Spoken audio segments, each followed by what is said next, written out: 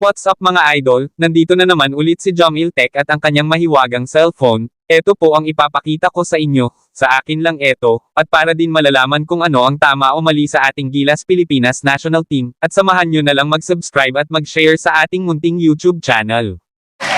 At hindi pa natin eto itutuloy mga idol, huwag sana makalimutan sa portahan at mag-subscribe sa ating munting YouTube channel, at pakidamay na lang sa pag-share. Maraming salamat po.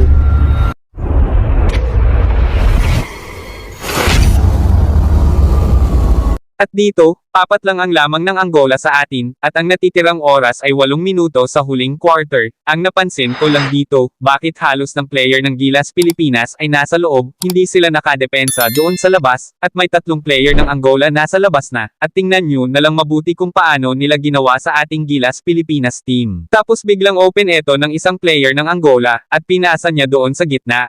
At ipinasa din doon sa gilid, kaya hindi masyadong nakadepensa ang Gilas Pilipinas team, at sana mapansin na po, eto kay Coach Chot Reyes, kung saan sila nagkamali, kasi malaki ang pakinabang yan, kasi maganda ang tira ng labas ang team ng Angola, at eto po ang nangyari sa laro, paki-comment na lang sa baba.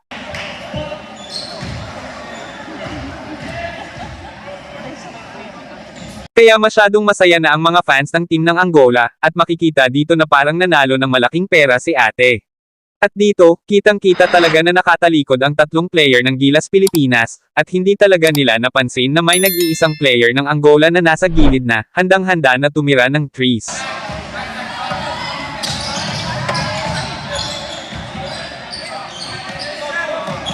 Ng husto na ang Angola sa atin, at ang natitirang oras ay 47 na segundo, at natitirang oras sa huling quarter, kaya tuwang-tuwa na naman sila, at parang hindi na tayo makapasok sa second round, para sa ating Gilas Pilipinas team. Paki-comment na lang mga idol, kung tama ba ang ginawa ni Coach Chot Reyes para sa ating Gilas Pilipinas National Team.